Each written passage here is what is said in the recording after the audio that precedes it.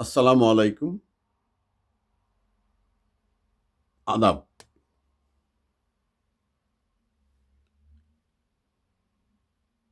প্রাথমিক বিদ্যালয়ের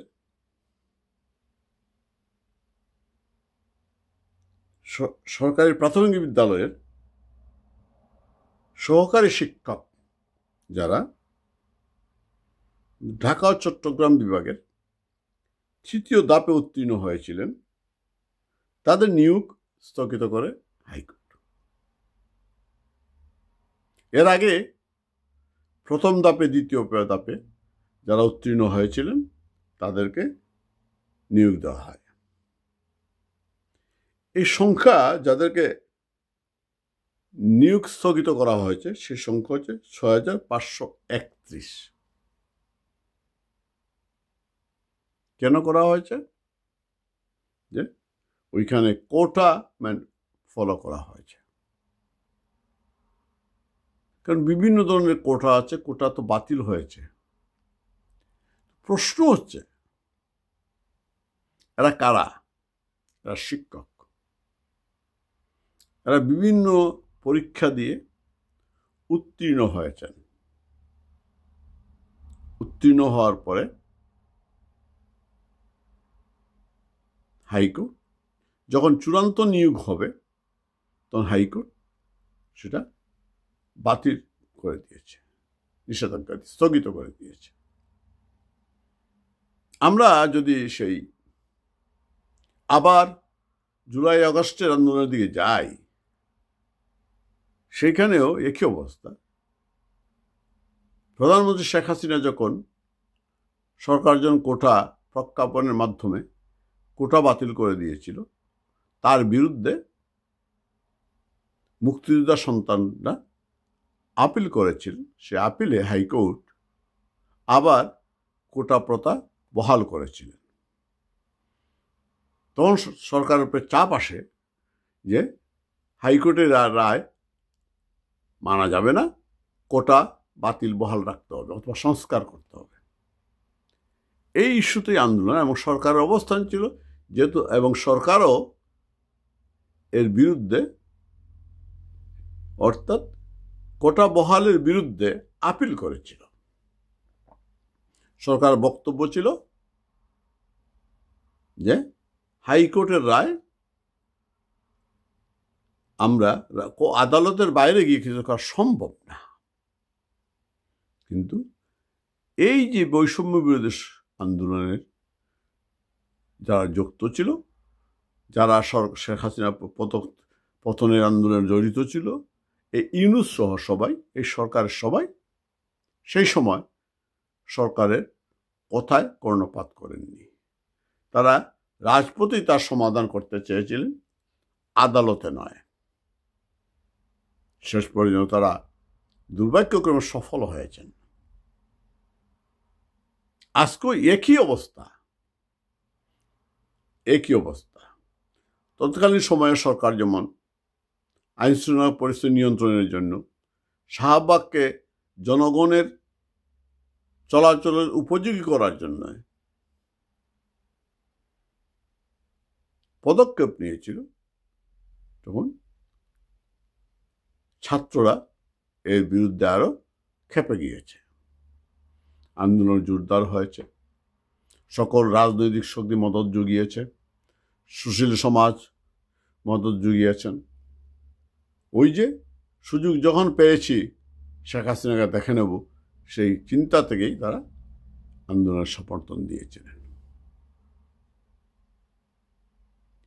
আজকে এই যে সহকারী শিক্ষকরা আন্দোলনে নেমেছেন, কার বিরুদ্ধে? হাইকোর্টের রায়ের বিরুদ্ধে। সরকার আর আন্দোলনের রাস্তা সমাধান চান, সরকার সেটা হতে দিবে না। একই পদ্ধতিতে সরকার আগের সরকারের মতোই আদালতে এই আদেশ, হাইকোর্টের যে আদেশ বাতিল করে দেওয়া যে আদেশ, সেটা স্থগিতের জন্য আবেদন করেছে এবং এই রোববারে নাকি তার শুনানি হবে। শেখ হাসিনা যখন সরকারের আপিল করেছিল, তখন আপনারা মানেননি, রাস্তা ছাড়েননি। পুলিশ যখন অ্যাকশনে গিয়ে আইনশৃঙ্খলা তার বিরুদ্ধে রুখে দাঁড়িয়েছেন, সমালোচনা করেছেন, শেখ হাসিনাকে স্বৈরাচার বলে আখ্যায়িত করেছেন। আজকে তো দৃশ্যপটটা উল্টে গিয়েছে। আজকের যখন আন্দোলন হচ্ছে রাস্তায়, আপনারা আদালতে ওই শেখ হাসিনার পথটাই বেছে নিয়েছেন। কারণ আদালতের রায়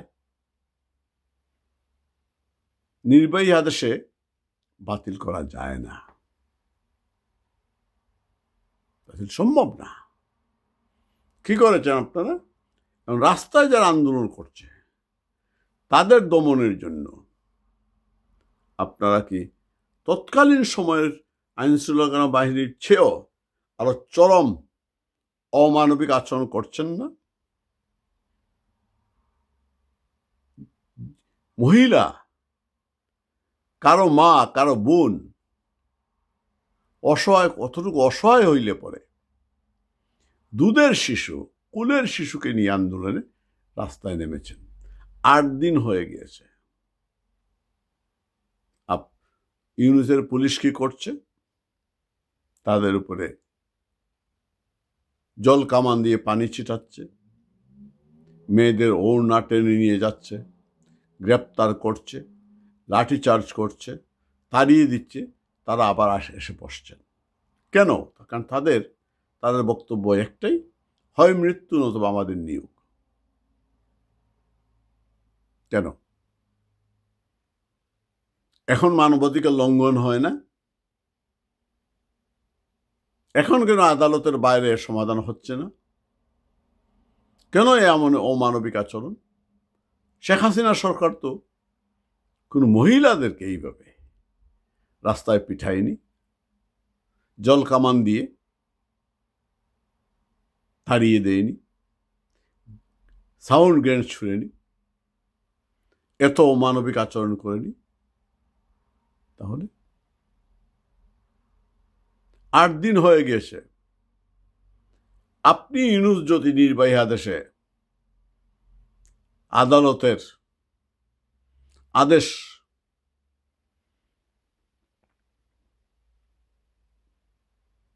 অপেক্ষা করে এদের নিয়োগ না দিতে পারেন, তাহলে শেখ হাসিনার পক্ষে করা সম্ভব ছিল?